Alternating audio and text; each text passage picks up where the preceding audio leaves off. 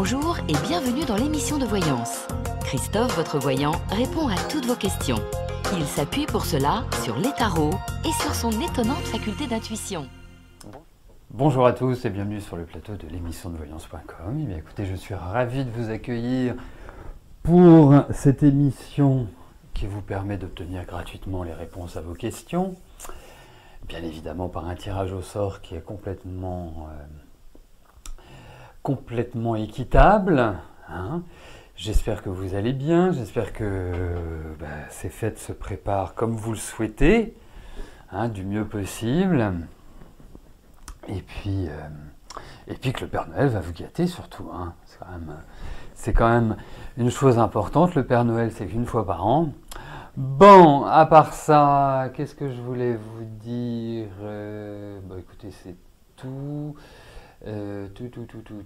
La semaine prochaine, on aura a priori des émissions dans le respect du programme habituel, hormis bien évidemment vendredi 25, puisque c'est le 25 décembre. Bien évidemment le vendredi 1er janvier, parce que c'est le 1er janvier, mais autrement, ça devrait se passer. Ça devrait se passer normalement.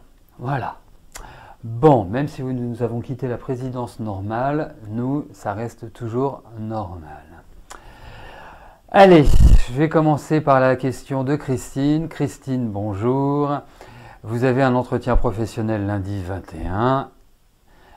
Va-t-il être concluant ?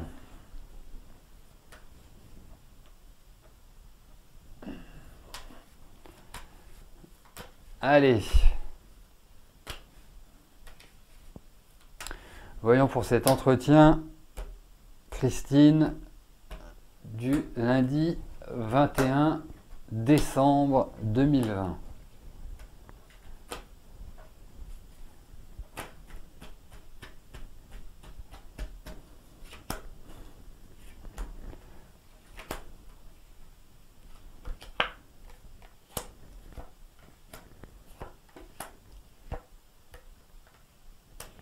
Écoutez, plutôt sympathique, quelque part, c'est...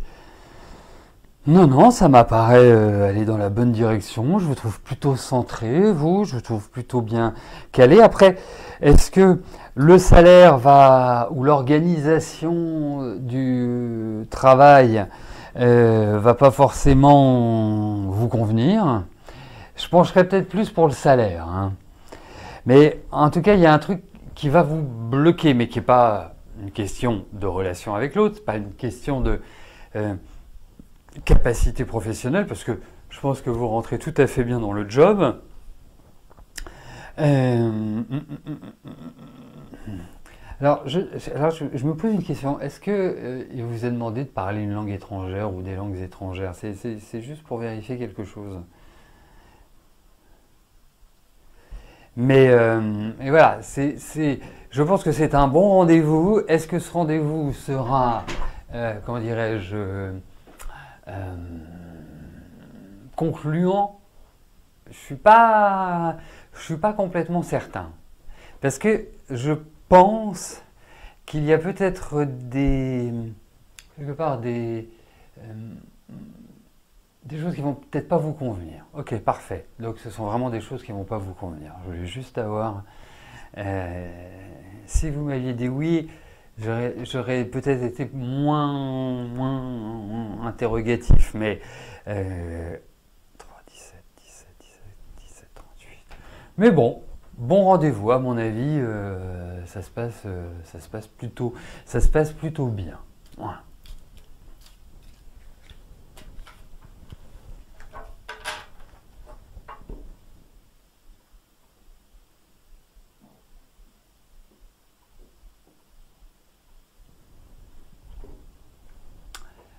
Françoise, bonjour.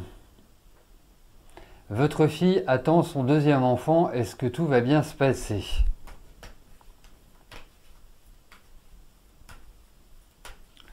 Allez.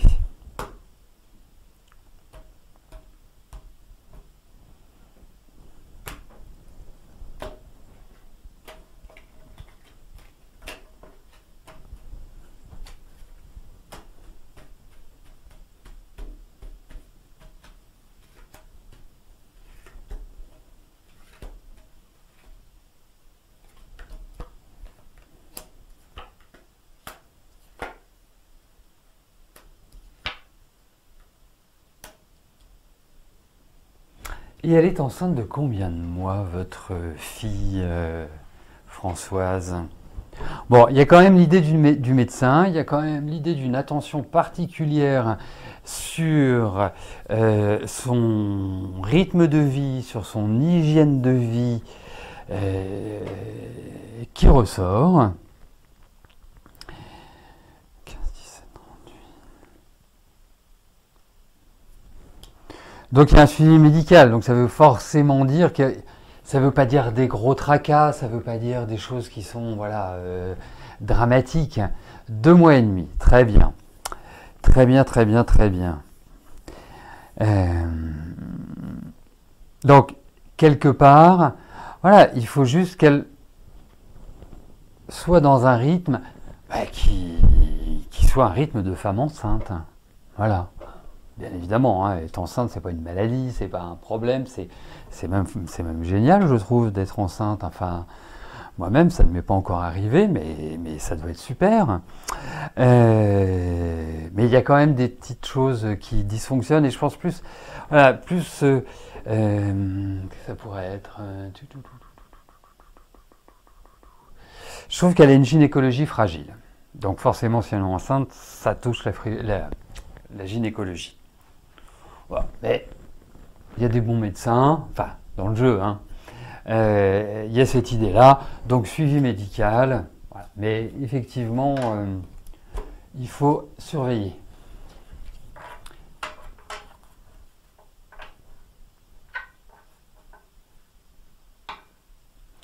Donnez-moi la date de naissance de votre fille, s'il vous plaît. Je vais regarder quelque chose. Je prépare mon stylo, je dois bien avoir un morceau de papier dans la poche. Bah oui, c'est très bien ça. Très très bien ce papier. Ah, peut-être pas si bien que ça. Celui-là est mieux. Excusez-moi si ça fait du bruit. Je voudrais juste voir 11 juin 86. Alors.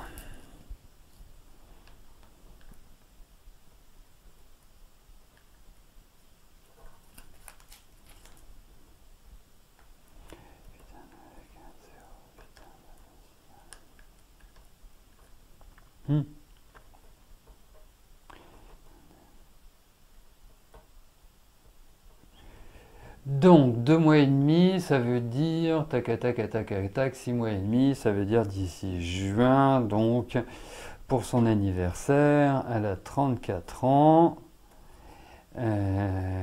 34, 35, maison 3, ok, bon, alors, effectivement, il faut qu'elle se détende un peu, hein.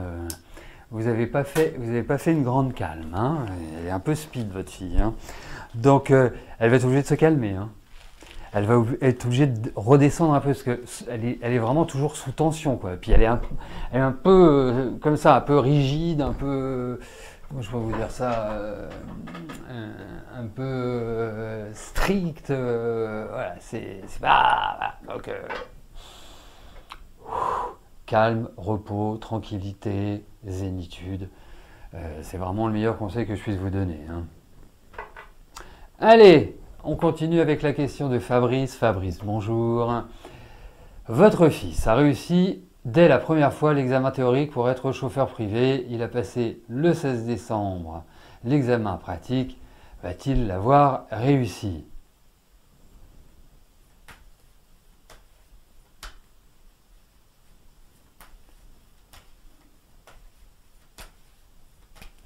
Allez, l'examen pratique. Donc je suppose que c'est un examen de conduite. Genre on grille pas les feux rouges, on s'arrête au stop. On ne fait pas un demi-tour sur une ligne blanche.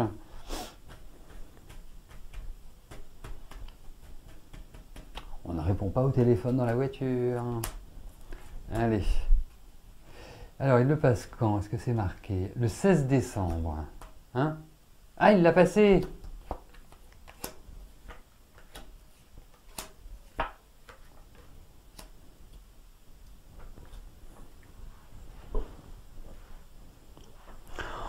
Bah, ça revient à la question de savoir... Oui, il y a eu des questions pièges, parce que il y a des trucs... mais je trouve... je veux dire une chose, je trouve pro votre fils. Vous voyez, quand je dis pro, il y a un côté bosseur, sérieux. Et je vous dis pas ça parce que c'est votre fils. Hein. Si je pensais le contraire, bah déjà, je vous le dirais, mais avec certainement beaucoup de diplomatie ou avec humour. Mais là, je trouve que c'est un garçon qui est méritant, vraiment. Et c'est pas simple. Hein. Je trouve pas qu'il ait une vie très simple. Moi, je pense qu'il va... voilà. La question, c'est de savoir s'il va être chauffeur privé. Moi, je pense qu'il va remplir le contrat. Voilà. Donc, il va l'être.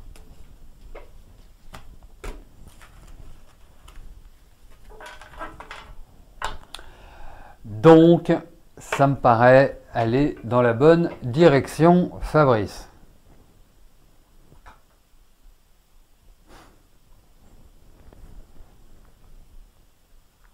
Nelly, bonjour.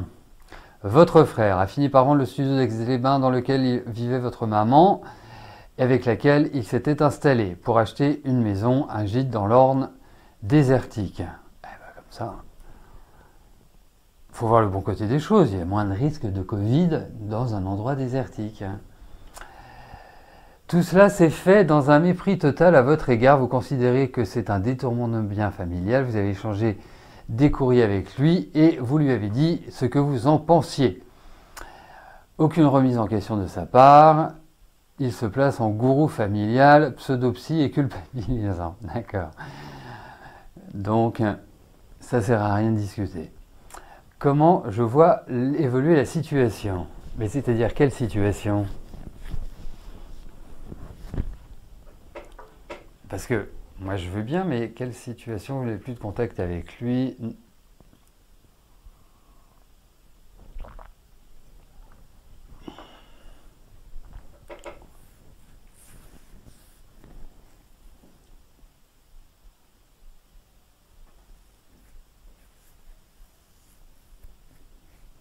Oui, mais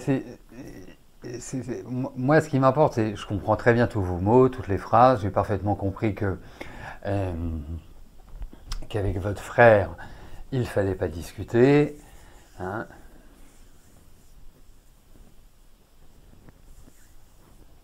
Comme il est dit dans une phrase, même si je ne connais pas votre frère, mais c'est juste pour faire un trait d'humour, pendant que vous me précisez, il y a une belle expression dans les tontons flingueurs. Il y en a même deux. Je ne sais pas si c'est dans les tontons flingueurs, mais en tout cas, la première, oui, je suis sûr que c'est dans les tontons flingueurs. Les cons, ça ose tout, c'est d'ailleurs à ça qu'on les reconnaît. Et dans un autre film, je ne me souviens plus duquel, mais c'est du Audiard, hein, bien évidemment. Je parle pas aux cons, ça risque de les rendre intelligents. Voilà. Est-ce que votre maman va vous contacter? Très bien. Allez, des nouvelles de votre maman.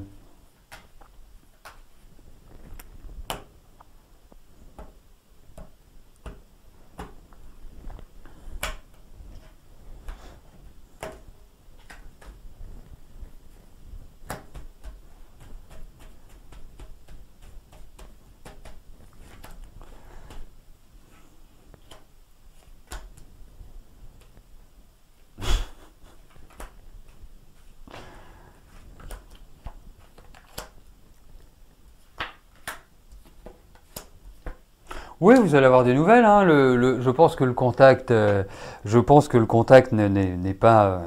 absolument pas fermé. Mais voilà, enfin. En revanche, je trouve, je vais vous le dire comme je pense, je trouve que votre maman elle est en perte d'énergie. Hein. Vraiment perte d'énergie. Mais oui, vous allez avoir ces nouvelles. Après, moi je vais vous dire une chose. Je pense que votre frère a un rapport un peu fusionnel avec votre mère. C'est comme si c'était son dieu d'une certaine manière. Alors, je trouve assez rustre, votre frère. Vous voyez, assez marginal, assez dans ses modes de pensée, assez dans sa réalité de vie. Mais votre maman a une espèce je dirais, d'amour, ce qui n'est pas anormal quand on parle de son fils. Mais c'est comme si c'était parole d'évangile. Vous voyez, c'est un peu ce qui ressort. Mais vous aurez de ces nouvelles, vous en faites pas. Ah ben voilà, enfant gâté.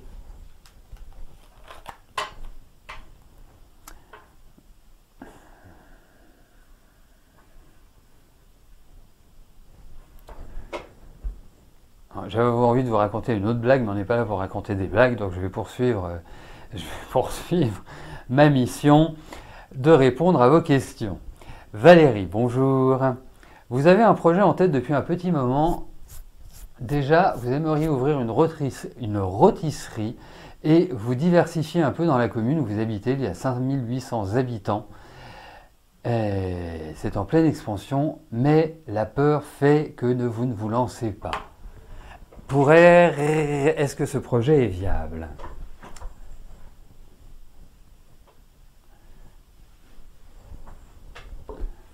Allez.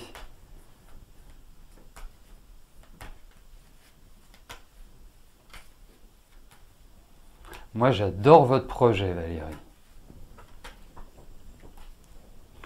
Donc, vous voulez acheter un camion rôtisserie, faire les marchés, sortir la rôtisserie du camion et tout, avec les petites pommes de terre, la bonne petite sauce et tout, c'est ça? Allez, voyons pour votre projet de rôtisserie.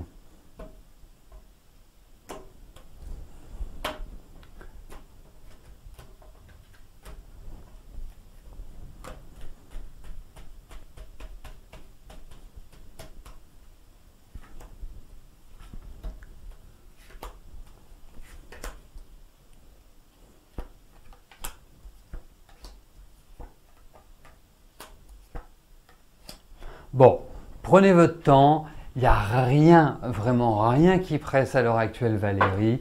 Préparez votre projet. Pour l'instant, il y a trop d'inconnus. Comme vous dites, Hirondelle, il y a trop d'inconnus pour vraiment que je vous dise, allez, yallah, lancez-vous, non dans un commerce. Très bien aussi, ça peut être... je trouve que l'idée est excellente. Voilà. Je trouve que ça peut tout à fait se matérialiser. C'est très marrant parce que, sauf si vous envisagez de faire de la livraison à domicile, mais il y a quand même l'idée du mouvement. Vous voyez, il y a quand même l'idée. Donc, c'est pas non plus, quand je vous parlais des marchés et de la guérite et du camion rôtisserie, c'est pas saugrenu. Vous voyez mais moi, je trouve que c'est un bon projet. Mais vous allez voir, votre projet, il va évoluer, vous allez le mûrir, vous allez... Préparez-le. Il n'y a rien de mieux que lorsqu'on a un projet, déjà, c'est de voir ce qui se fait, c'est important. Et puis, le deuxième point, parce que ça peut paraître simple, voilà, c'est simple, tu achètes une rôtisserie, enfin un rôtissoir, et t'achètes des poulets et puis on les met. Voilà, non, mais c'est pas cette idée-là. Les gourmands se réveillent. Je pense qu'il y a peut-être une autre façon. Ah, vous voulez faire de la livraison à domicile. Ok, c'est bon, ça roule, parce que je trouvais qu'il y avait du mouvement. Donc c'est pour ça que je vous parlais de ça. Écoutez, moi, le projet me paraît très bien. Après, il faut le caler, il faut l'organiser, il faut le mettre sur le papier. Ça me paraît être un projet dans la tête, mais qui n'est pas... Vous savez, sans parler de la grille Excel qui nous rend riches, bien évidemment, à chaque fois qu'on a un projet, qu'on fait une grille Excel en projection de chiffre d'affaires et autres, c'est toujours très bien. Mais voilà, je pense qu'il y a d'autres choses à ajouter à cela. Mais de toute façon, je vais vous dire une chose. La bouffe, à partir du moment où vous faites de la qualité, hein, où vous faites des produits qui ont du goût, ça fonctionne. Voilà. Et puis, le poulet du dimanche restera toujours le poulet du dimanche. Donc, eh ben, à suivre, hein, on va vous suivre avec gourmandise, Valérie. Hélène, bonjour. Ah, Miss Soleil, je vais vous appeler Miss Soleil. Ah, allez-vous être enfin débarrassé de l'acné? Vous avez un nouvel antibiotique depuis 3 mois. Bon, allez, regardons pour l'acné.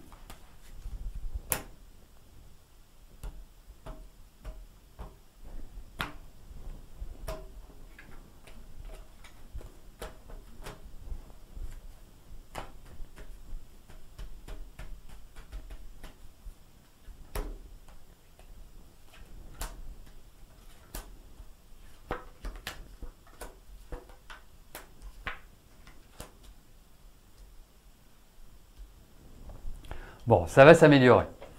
Après, je vais vous dire une chose, l'acné, il faut travailler sur plusieurs dynamiques. Je vous souhaite vraiment de tout cœur, parce que c'est tellement désagréable. Hein. On se demande pourquoi on a de l'acné. C'est un truc...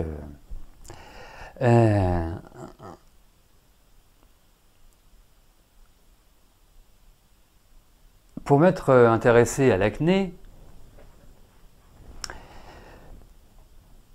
pour des raisons personnelles, pas moi, parce que je n'en ai pas eu, mais j'ai été protégé de ça. Les antibiotiques, malheureusement, en général, quand vous les arrêtez, ça revient. Voilà. Alors, je suppose que vous avez essayé plein de choses. Grâce à Dieu, je pense que vous n'avez pas essayé le Roaccutane, parce qu'autrement, on ne parlerait plus d'acné. Mais c'est tellement terrible comme médicament que vaut mieux pas le prendre et vaut mieux avoir l'acné. Après, au niveau des méthodes naturelles, vous avez du zinc, vraiment faire des cures assez intensives de zinc. Vous avez aussi des crèmes, mais des crèmes spécifiques, hein, ce sont des préparations magistrales à base de calendula. Vous avez l'homéopathie. Moi, je peux vous dire, hein, mon fils a eu énormément d'acné. J'ai toujours refusé toutes les méthodes allopathiques. Et parce que voilà, par principe. Et on s'est tourné vers l'homéopathie, vers cette crème dont je vous parle, vers le magnétisme également. Il faut aussi une hygiène de vie. Alors là, c'est sujet à discussion, la nourriture, mais ça reste quand même le foie. Donc bien sûr, éviter le sucre, hein, puisque c'est pas bon pour le foie. Voilà, mais il va y avoir effectivement de l'effet. Mais cherchez peut-être quelqu'un qui fait de la phytothérapie ou qui est homéopathe, mais une crème à la calendula, c'est très bien. Ouais, c'est bien l'huile essentielle de thé, le tea tree, c'est très bien, mais c'est assez corrosif, le tea tree, enfin l'arbre à thé. Donc il faut vraiment le mettre avec parcimonie. Et quand on a de l'acné, en général, c'est pas juste un bouton. Donc si vous vous recourez le visage, ça peut brûler aussi le visage. Voilà le tea tree. Donc c'est super, hein. Vraiment, vous avez un petit bouton, pouf, vous mettez une goutte de tea tree, 48 heures après, ça n'existe plus. Mais voilà, mais ça va avoir de l'effet. Mais c'est vraiment l'argile verte aussi est très bien. Mais quand on fait de l'argile verte avec de l'acné, il ne faut pas laisser l'argile trop longtemps. Vous allez laisser 5 minutes. Voilà, c'est tout un ensemble de méthodes naturelles et je peux vous dire que ça a très bien fonctionné. Ça a pris du temps pour mon fils, mais ça a très bien fonctionné. Voilà, et puis après, à un moment donné, vous pouvez aussi faire du laser, si vous avez des traces, si... Voilà. Et ce que je vous dis, c'est du vécu, hein, Hélène, hein, c'est pas... Donc et là, il n'a plus du tout, de temps en temps il a un petit bouton, mais rien comparativement à ce qu'il a pu avoir avant. Voilà, bon, bah bon courage à vous.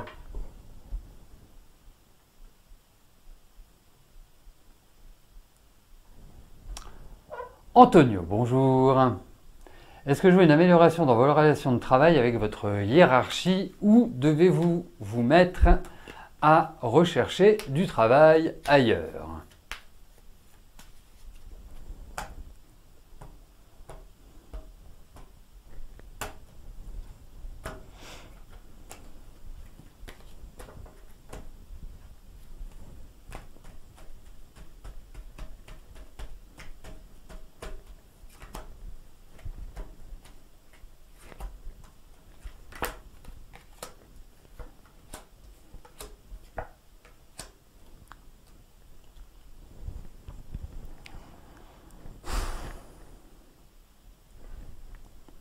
Il peut y avoir un changement en interne. Alors, je ne sais pas comment vous travaillez, où vous travaillez,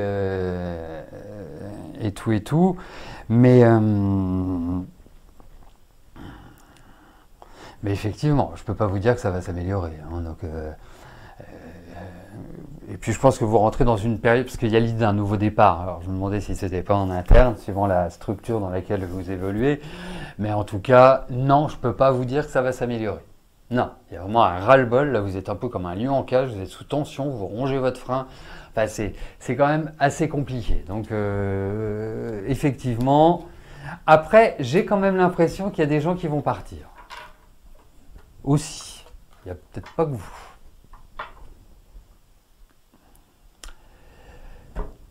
Bah Véronique, c'est quand même magnifique. Le jour de votre anniversaire, votre question est tirée au sort. Le hasard fait bien les choses, la chance est au rendez-vous, et bien qu'elle vous accompagne pendant toute votre année. Donc, bon anniversaire, Véronique. Allez, je passe à votre question. Votre fils, Alexandre, avait une copine. Vous pensez que c'est fini, il reste à nouveau dans sa chambre. Elle fumait et l'entraînait à fumer. Oui.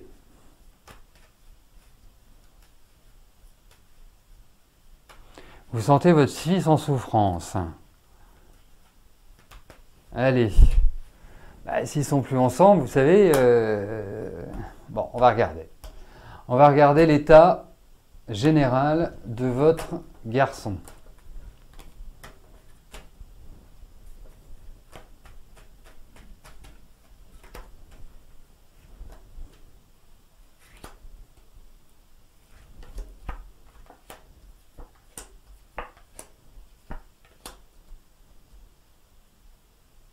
Vous savez, il y a quand même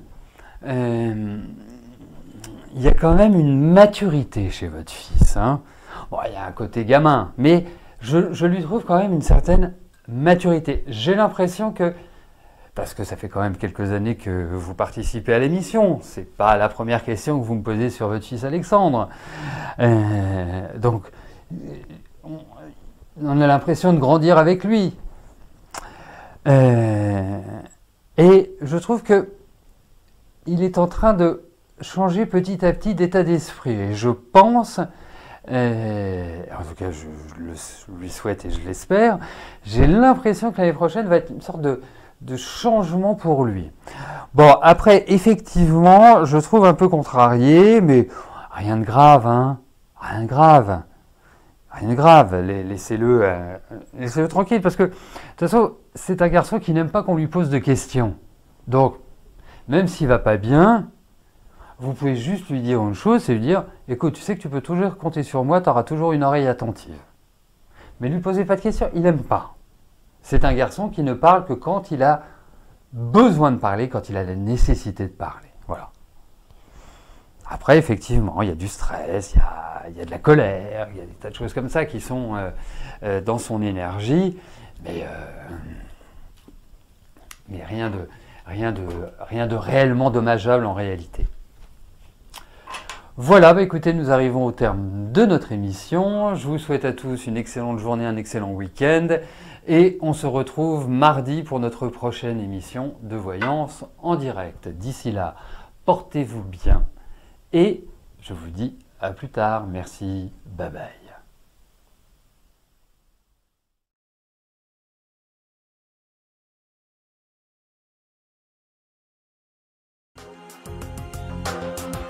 N'oubliez pas que du lundi au vendredi, à partir de 13h30, je réponds en direct à vos questions sur le site de l'émissiondevoyance.com et j'aborde avec vous tous les sujets qui vous tiennent à cœur.